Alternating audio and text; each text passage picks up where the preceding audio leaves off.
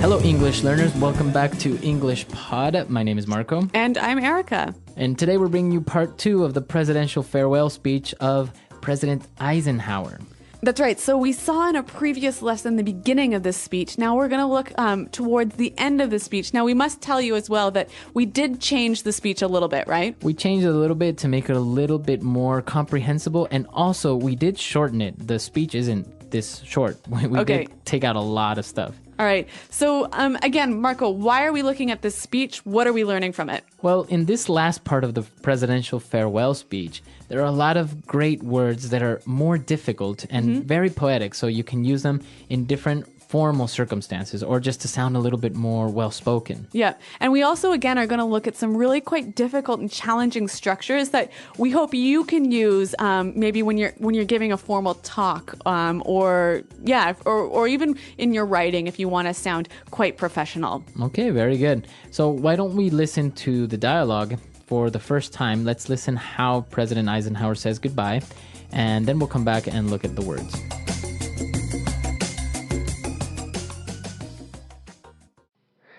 We now stand 10 years past the midpoint of a century that has witnessed 4 major wars among great nations.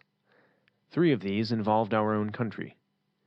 Despite the carnage of these conflicts, America is today the strongest, the most influential, and the most productive nation in the world.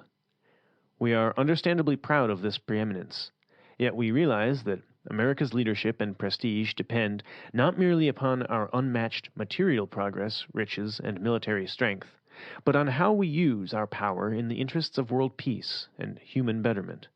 Throughout America's adventure in free government, such basic purposes have been to keep the peace, to foster progress in human achievement, and to enhance liberty, dignity, and integrity among peoples and among nations.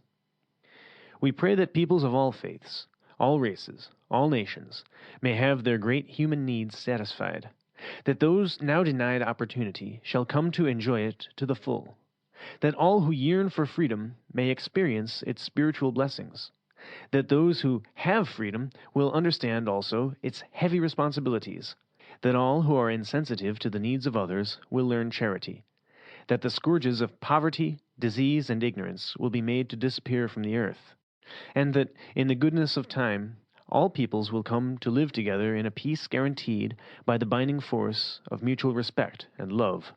Now, on Friday noon, I am to become a private citizen. I am proud to do so. I look forward to it. Thank you, and good night. Well, that certainly was a very moving speech, hey? Very moving and to a certain point a little bit religious, huh?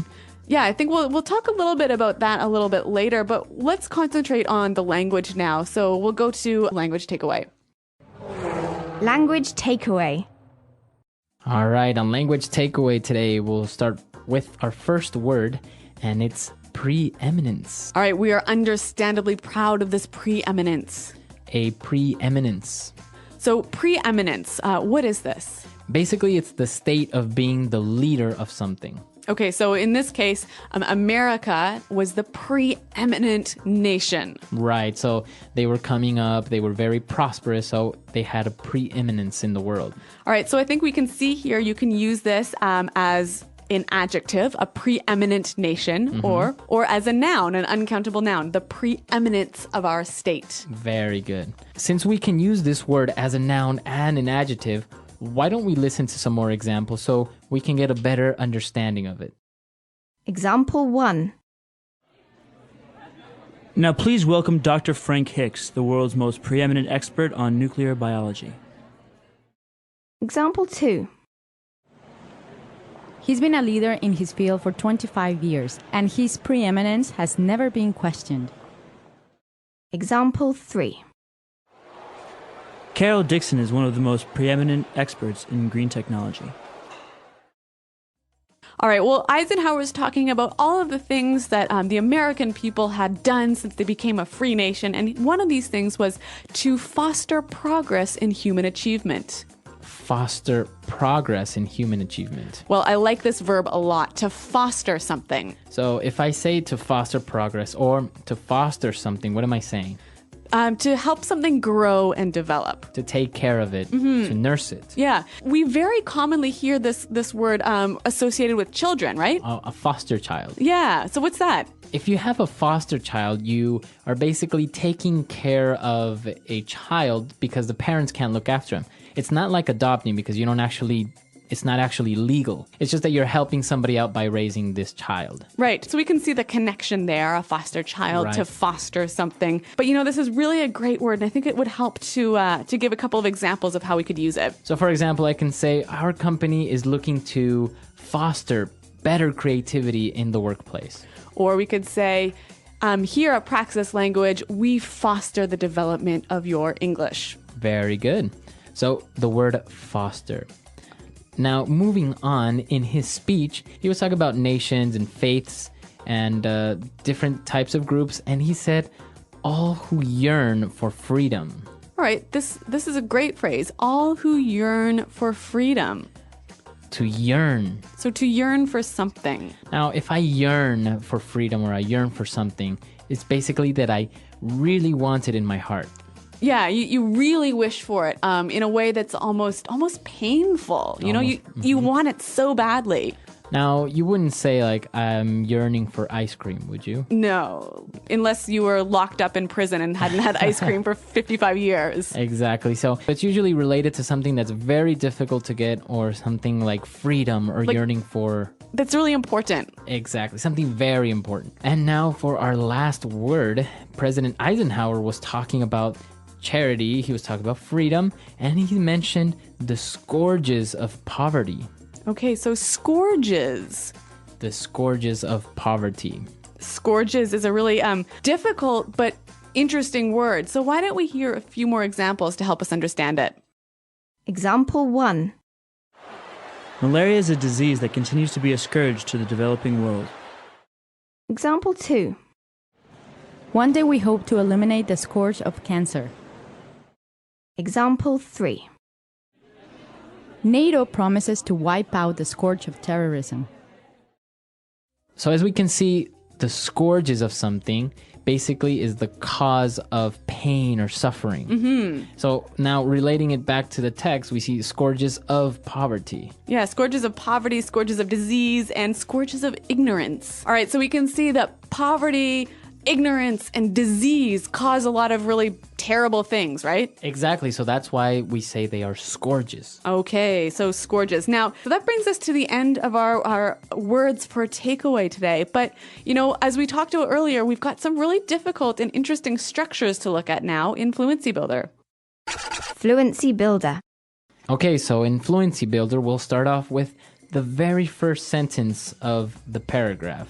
When he said, we now stand 10 years past the midpoint of a century. Okay, so I love this phrase. We now stand 10 years past the midpoint of the century. Now, it's interesting because he is making reference to the future in the present. Mm-hmm. And he's using a great phrase to do that. We now stand. Mm-hmm. Now, we can change it a little bit and use the first part, we now stand, in different circumstances. So why don't we listen to a couple of examples? Example 1. We now stand before you to declare our love and be united in marriage. Example 2. I stand before this court and declare my innocence. Example 3. Together, we now stand before this great challenge and we will fight arm in arm to defeat poverty. All right, so you can see that this is a wonderful phrase to use maybe in a formal speech, right? Right, or a wedding again, or a formal ceremony. Yeah. So, and it gives you this idea, this sort of very poetic image of people sort of almost standing at the cliff, standing before some big change that's about to take place. Exactly. So 10 years past the midpoint of a century, the United States has witnessed 4 major wars, right? Okay. And, well, he said, despite the carnage of these conflicts, America is today the strongest, the most influential, and most productive nation in the world. Okay, so a great structure here. Despite the carnage of these conflicts, America today is the strongest, blah, blah, blah, blah, blah. Right.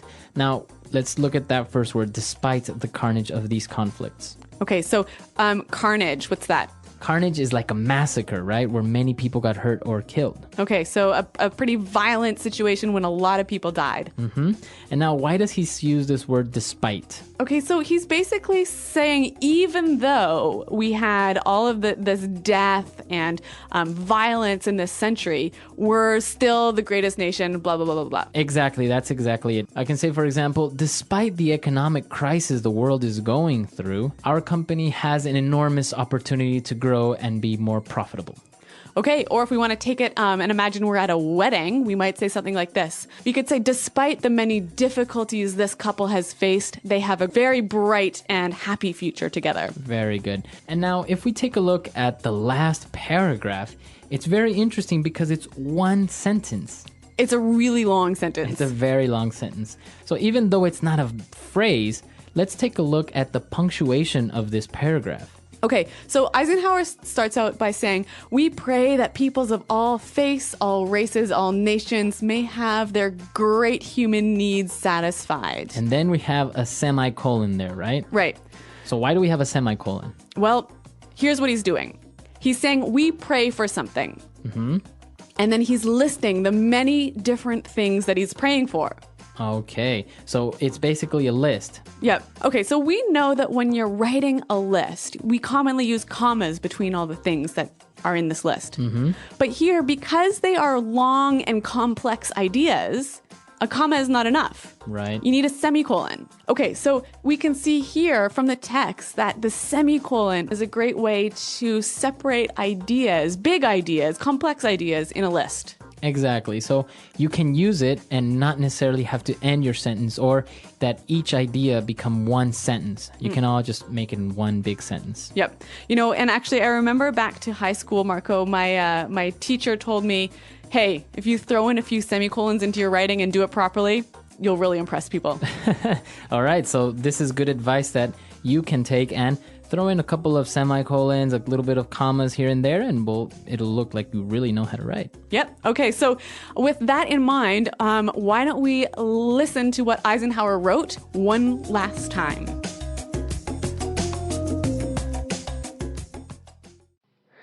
We now stand 10 years past the midpoint of a century that has witnessed 4 major wars among great nations.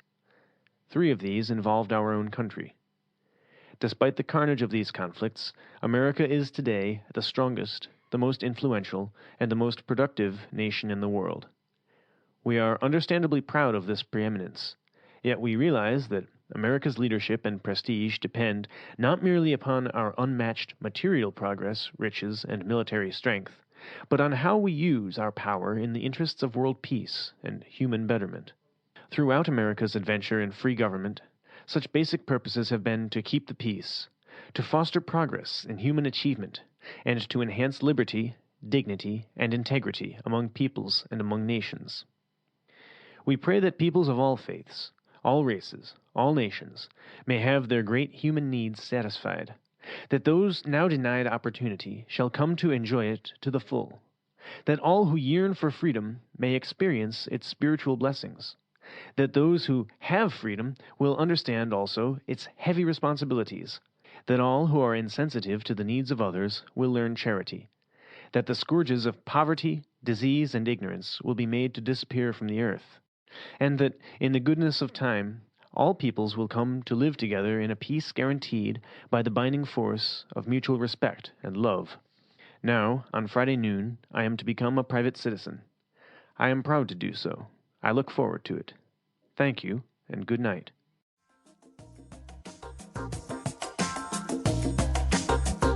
All right, we're back, and we're here again with Pete, our voice actor for the second part of the dialogue. And Pete, we have a couple more questions for you today. Cool. So I hear in Eisenhower's speech that he keeps referencing God. Like he keeps saying, I pray, blah, blah, blah, blah, blah. He said Godspeed, blah, blah, blah, blah, blah. So what's up with that? Why is he talking about God? Well, this is a very interesting question.